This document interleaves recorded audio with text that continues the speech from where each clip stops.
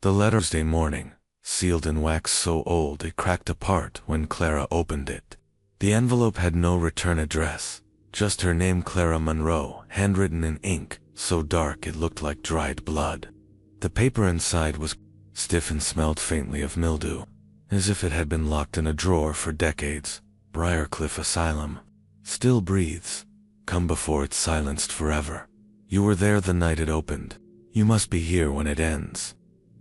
Clara stared at it, her fingers trembling. Her coffee went cold beside her untouched toast. Briarcliff, a name she hadn't heard in years, had tried to forget. She had been just 19, a psychiatric nurse in training. She worked the night shift under flickering fluorescent lights, passed medications down hallways that smelled of bleach and something far more rotten beneath. The patients, some violent, others vacant, were manageable, but it was the third sublevel that had haunted her dreams. It was where they kept the ones who didn't speak, didn't move, didn't seem human anymore. The staff whispered about them. The hollowed, they called them. Bodies like mannequins, faces frozen mid-scream. Clara had only seen them once. That was the night everything went wrong. She thought she had imagined it. The candles, the doctors, chanting the symbol drawn in blood on the padded wall. The patient who began laughing and never stopped. She left Briarcliff that night and never returned. Now, 30 years later, the asylum was a ruin on a cliffside in Connecticut, swallowed by vines and lawsuits. No one lived near it. No one wanted to. They said it was finally being torn down after a demolition crew found bones in the walls, and then the letter came. Clara folded it carefully, as if it might bite her if she moved too quickly. She didn't know who R was. Everyone she knew from those days was either dead, missing, or deeply unwilling to talk. She had tried once, at a reunion, to mention the name Briarcliff. The room had gone quiet. Her hands moved almost without her permission. She opened her closet, pulled down a dusty box labeled Nursing School. At the bottom, under old ID badges and forgotten notebooks, was the key. Rusted, heavy, and unmistakably real. The Briarcliff master key. She had stolen it the night she fled. That night, Clara couldn't sleep. The house creaked, but every creak sounded like footsteps. The wind howled, but inside it, she could almost hear whispers, not voices, breaths, like something trying to speak through broken lungs. At 3:13 a.m., her doorbell rang. She stared at the security feed. No one there, just the front porch, empty, silent. But when she opened the door, another letter sat on the welcome mat, sealed in the same wax. Inside was a photograph, grainy, colorless, and unmistakable. It was the basement hallway at Briarcliff.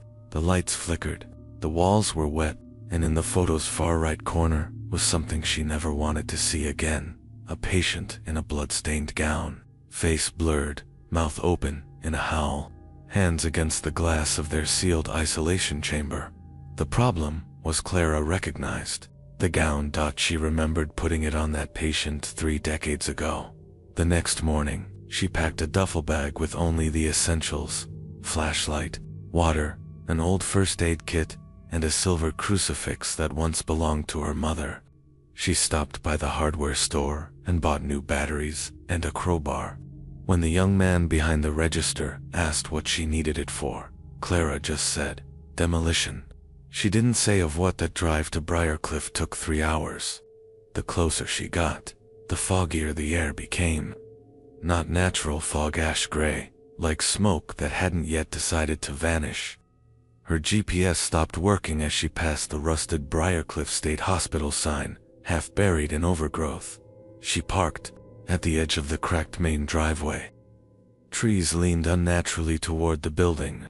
The front doors were chained shut, but the old ambulance bay around the side was open.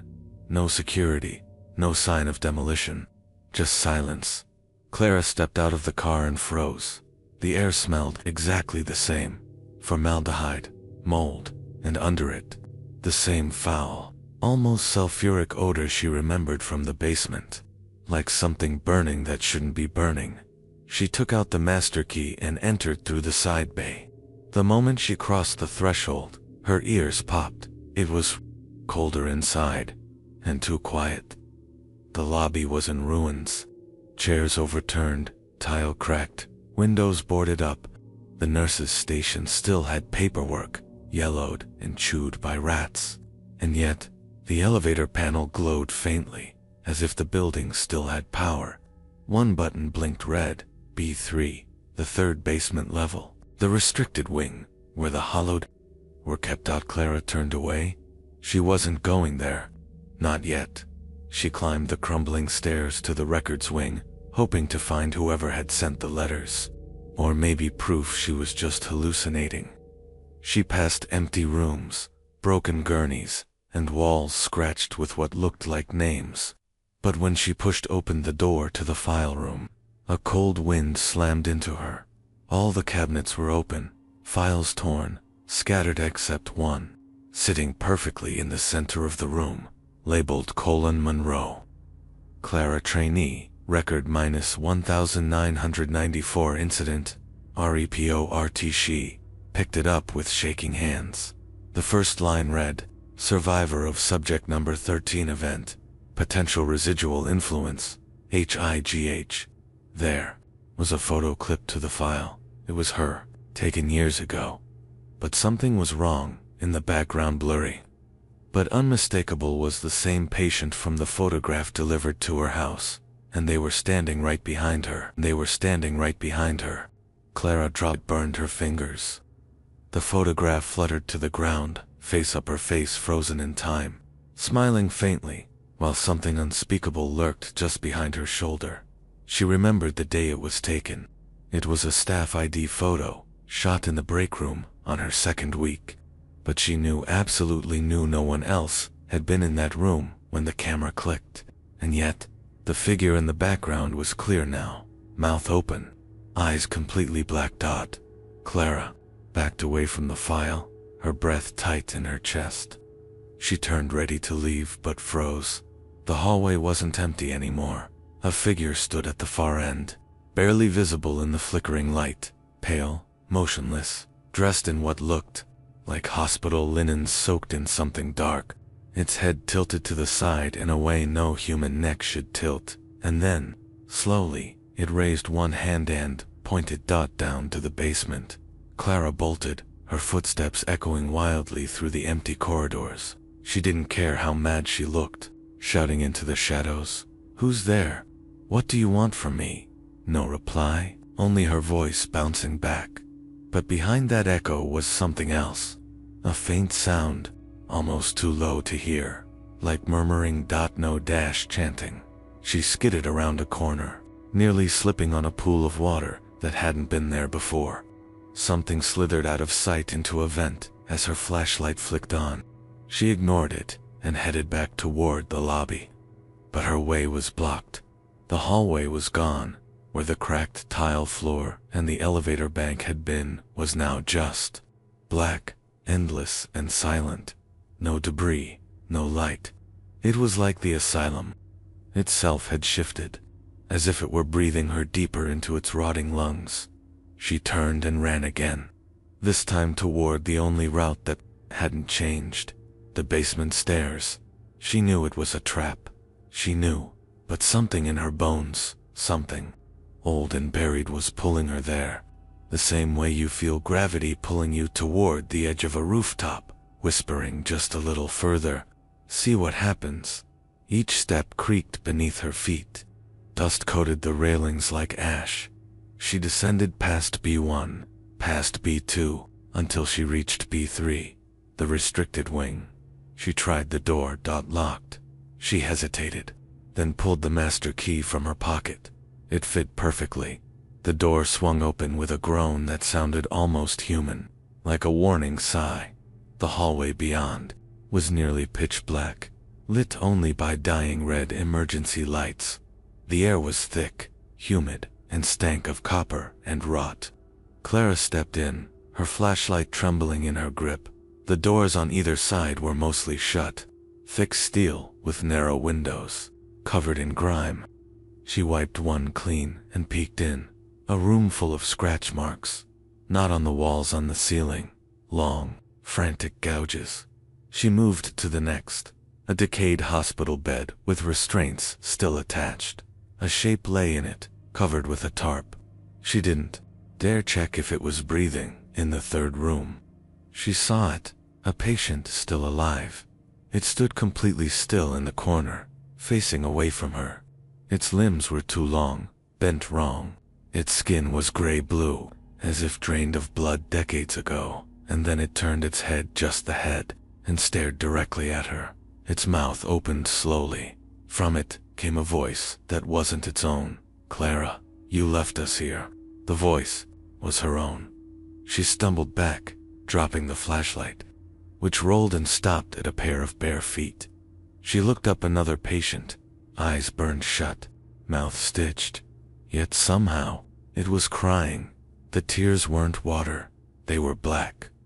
Before she could scream, every door in the hallway slammed open at once. Bang, bang, bang. And then the chanting began again, louder this time, in a language that felt like it was twisting her insides just to hear it. Voices layered over each other, male and female, young and ancient. The sound reverberated through the walls like the building itself was reciting it. She turned and ran, flashlight in hand, bolting deeper into the sublevel, until the corridor abruptly ended at a large iron door covered in symbols scratched into the surface. Some were religious, others were not. One symbol in the center pulsed faintly red, as though drawn with fresh blood. Clara didn't want to touch the door.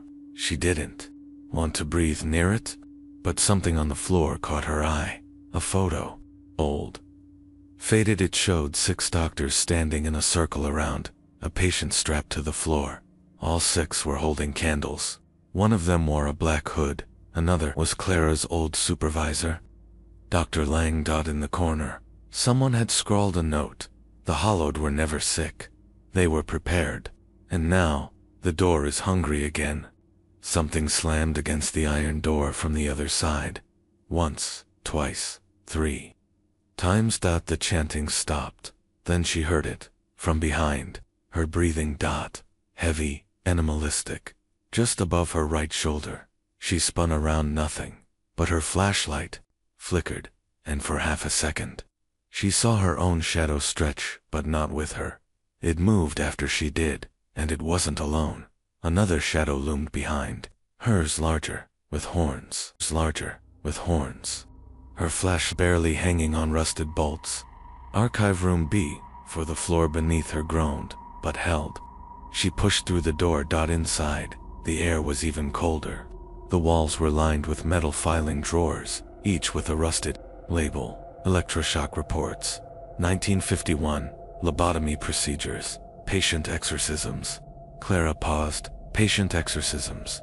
She opened that drawer. Inside were yellowed, fragile pages. Ritual documentation. She flipped through them. Subject number 13. Unresponsive to traditional treatments. Symptoms include inverted speech, aversion to holy symbols, precognitive knowledge, and unprovoked levitation. Final diagnosis: demonic occupation, unsuccessful extraction.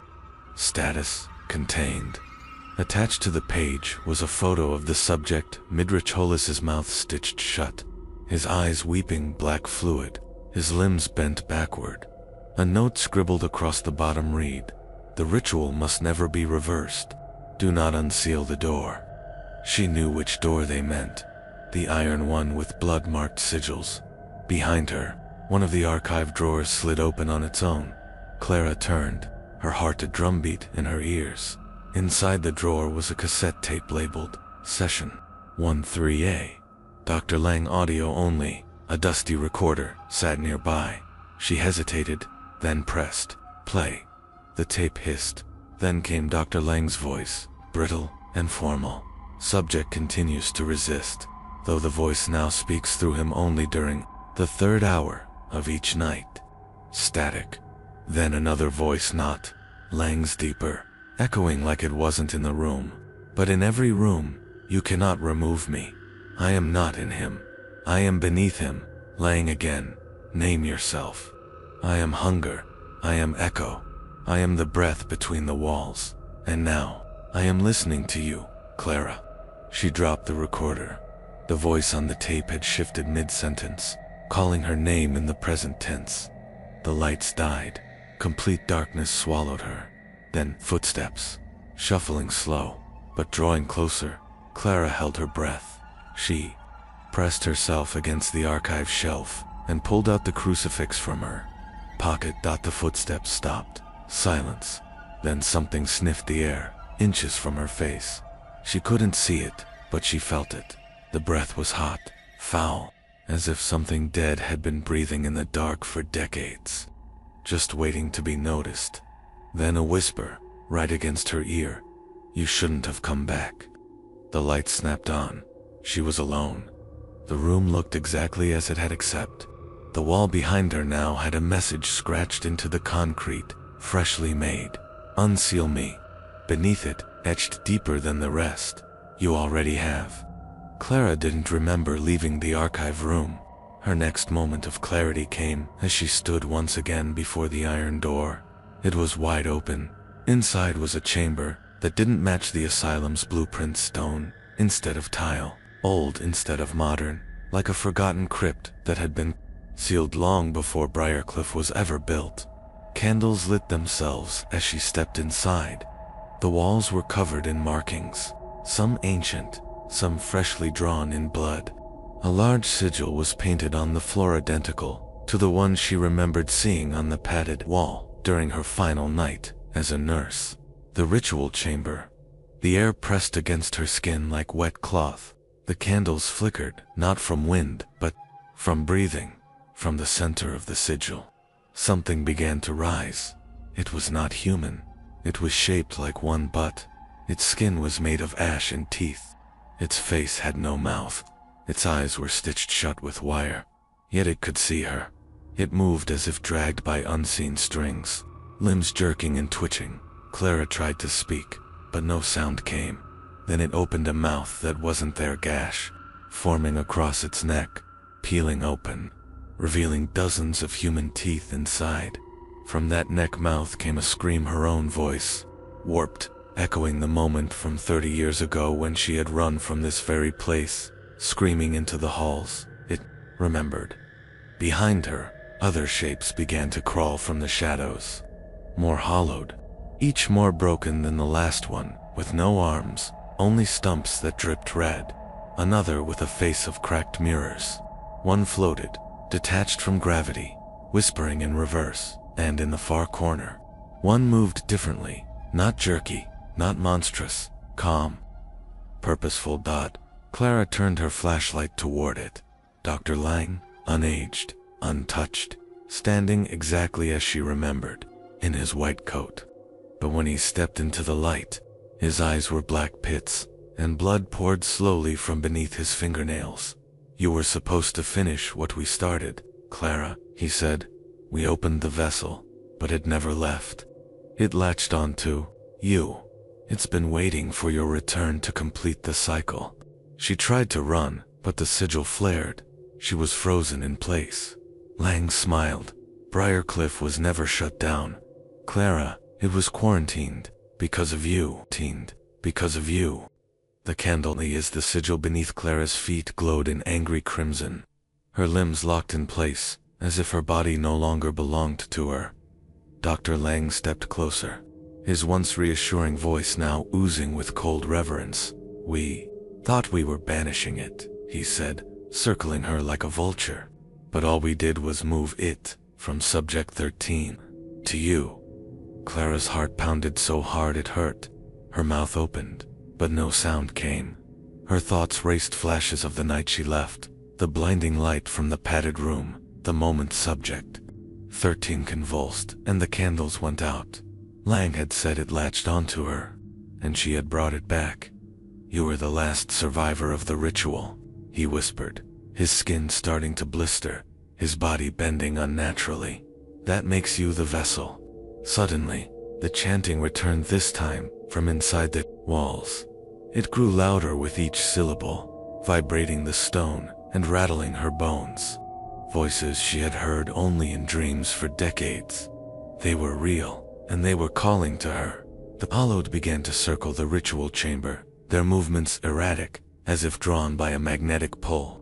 One walked with its spine bent backward, fingers twitching toward her as if trying to remember how to pray. Another dragged chains behind it, leaving a trail of thick, black liquid that hissed on the stone. Clara fought to scream. She could feel her throat seize up, her vision tunneling as a heat began to rise inside her chest, not a fever, but a pressure, like something coiled beneath her ribs, wanted out. Then her fingers twitched. She could move. Again, barely. Lang stopped chanting. The demon never left. Clara, he said. It nested, and now it's waking.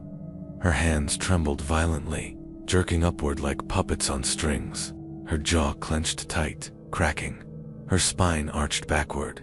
For a heartbeat, her body no longer felt like it belonged to her at all. And then she heard it. A voice, inside her skull. Let me out. Suddenly, a concussive blast of air burst through the room.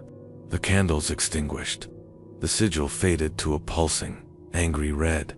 The hallowed fell to their knees and screamed in unison, a sound so raw and layered. With agony, it nearly ruptured Clara's ears.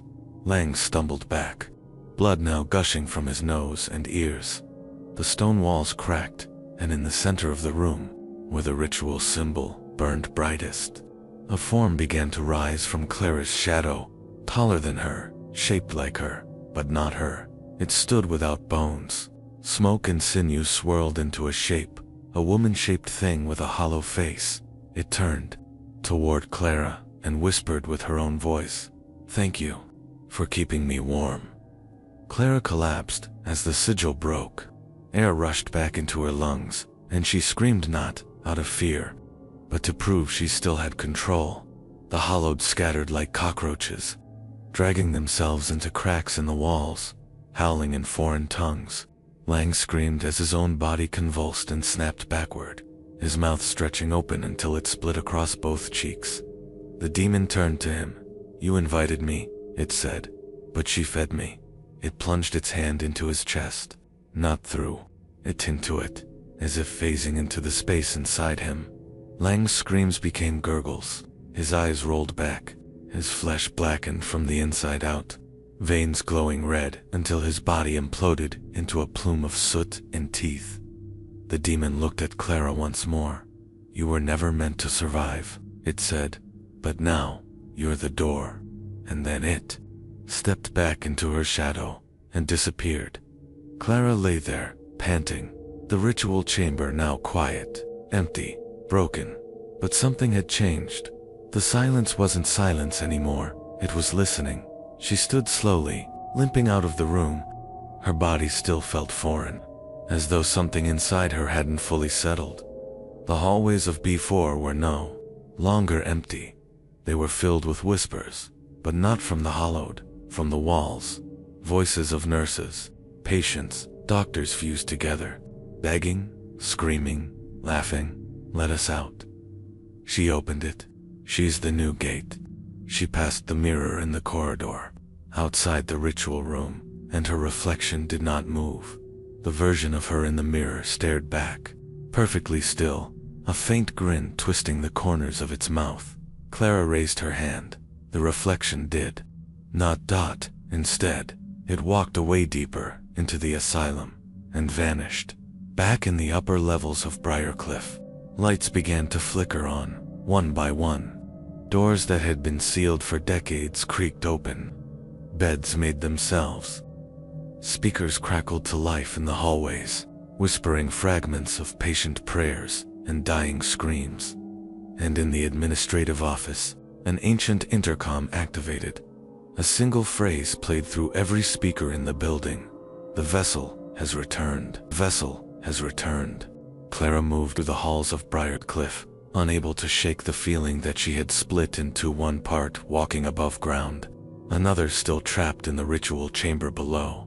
As she passed the patient rooms, each one flickered, with images from the past, not visions, but living memories bleeding through the walls.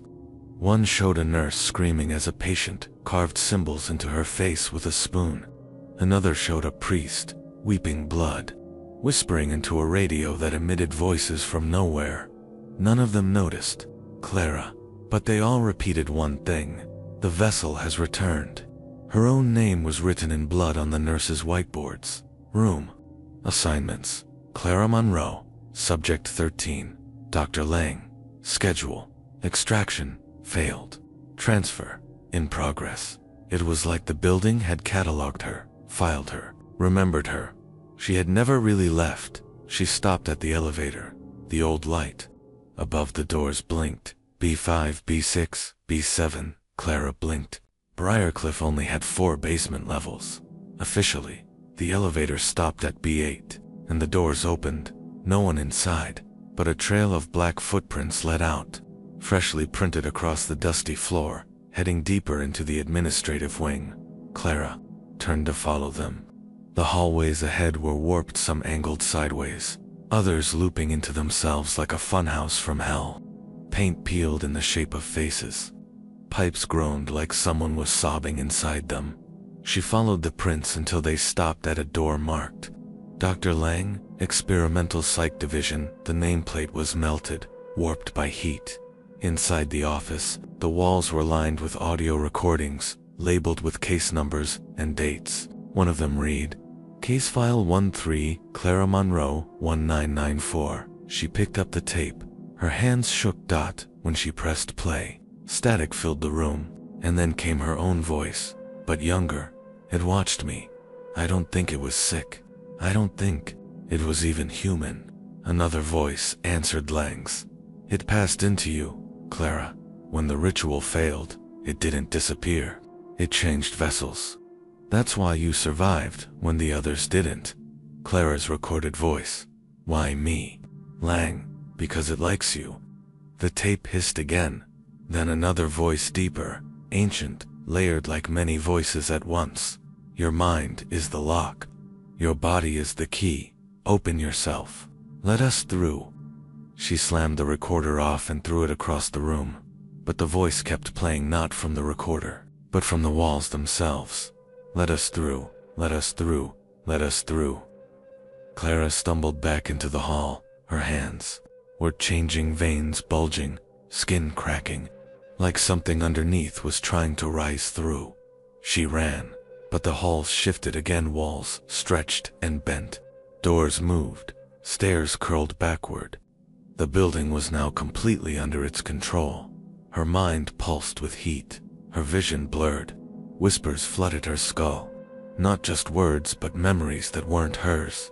She saw a man being burned alive while chanting in Latin. A child with no face crawling up a wall. A nun hanging herself above an altar covered in flies. She wasn't Clara anymore. She was everything Briarcliff had consumed. Suddenly, light. A real one. She blinked and found herself standing at the end of a hallway. She recognized it was the original chapel, long boarded up after a patient immolated himself on the altar in 1973. The door was cracked open now, and soft light spilled out. She stepped inside. The chapel was intact, clean, untouched. Candles flickered peacefully, stained. Glass filtered rainbow light through windows that should have been shattered decades ago. For the first time since arriving, Clara felt warmth. A single figure sat at the altar. Sister Agnes. She had worked at Briarcliff during Clara's training. An old nun with cloudy eyes and a crucifix so heavy she could barely lift it. She looked exactly the same. I prayed you'd never come back, Sister Agnes said. Clara fell to her knees. Please, help me. It's inside me. The nun turned slowly, tears already streaming down her cheeks. It always was. Sister Agnes stood, lifting the heavy crucifix from the altar with both hands. Her voice trembled with age and fear. They didn't build this place over an orphanage. Like the papers say, that was a lie. They built it over a church where the wrong name was worshipped. Clara stared, trembling. The patients weren't mentally ill, Agnes whispered. They were marked, opened, one by one, until it found you. It's not possessing you, Clara. You are its womb. Clara gasped. Then get it out of me. Agnes shook her head. I can't, but I can trap it. She turned toward the altar and began chanting in Latin, louder with each word. The candles flickered. Wind blasted through the chapel, and the stained glass began to rattle. A shadow grew behind Clara, stretching toward the altar like a claw. Clara fell to the floor, her skin burning.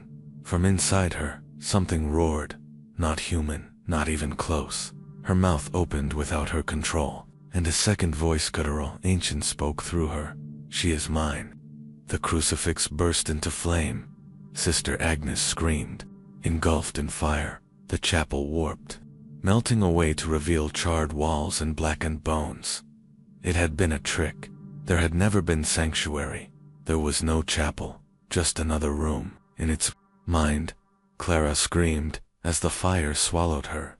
But when she opened her eyes, she was standing back in the ritual chamber. Alone, sweating. Burning. And etched into the wall before her were the words, "The door within has opened. Door within has opened." Clara stone floor of the ritual chamber. Her skin was slick with sweat. Blood trickled from her nose. Her fingernails were cracked and bleeding, and her voice was gone from screaming. She wasn't sure how long she had been what reality even meant anymore. But she knew one thing. Something had changed. The symbols on the walls were no longer dormant. They pulsed, glowed, breathed, as if the building's bones were awakening after centuries of restless sleep. The pit in the center of the room, once dry and dusty, now gurgled not with water, but with movement. Something alive, wet, whispering, and the air was thicker. Like breathing through teeth, Clara stood. Every joint popped, her legs trembled, but her body moved with a force that wasn't her own.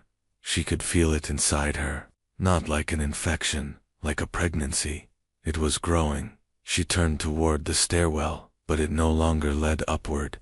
The steps twisted and stretched downward into a cavern that hadn't been there before. She followed it, each step echoing like a heartbeat. With every level she descended, the walls became more ancient. Less asylum, more catacomb. The stone was black and veined, as though carved from fossilized flesh. Etchings covered the walls, not Latin, not Hebrew, not anything human. Symbols that seemed to move when she blinked, depicting creatures with too many limbs and no faces, performing rites under moons that didn't exist in our sky. The air buzzed with energy then. Clara saw it. The chamber, it was a cathedral of flesh and bone. Hundreds of corpses, some ancient, some fresh, lined the walls, like wallpaper. Mouths sewn shut, eyes hollowed. In the center stood an altar made of skulls. Above it, suspended in a web of metal hooks and stitched wire, hung a creature, part human, part something else. Its limbs were stretched unnaturally, ribs split wide like insect wings. It had no face, only a cavity where a face should be, and inside that cavity a glowing red orb, pulsing in rhythm with Clara's own heart as she stepped closer. The orb pulsed brighter. The creature whispered in her mind, "You are ready." Clara fell to her knees. All the questions she had asked for years about the fire, about her parents, about why she survived collapsed into a single, undeniable truth. She had never been rescued. There was no extraction, no recovery, no forgetting. They hadn't pulled her out of Briarcliff as a child. They had pulled something else out with her, and it had waited in her blood, in her dreams, in every skipped heartbeat until she returned, until she could open the final gate. She screamed, not in fear, in defiance. "You used me." The creature's mouthless face opened into a gaping maw of light and shadow. "You are not used. You are chosen. You are mother to the end of man." From the pit of the altar, hands reached up, skeletal, wet, childlike, grasping at the air. Dozens of them. The unborn. They were waiting to be born through her. Clara backed away, but her body moved on its own. Her stomach twisted violently. A pain like fire surged through her spine. She fell against the altar, and suddenly another presence, warm, familiar, double quotes, Clara.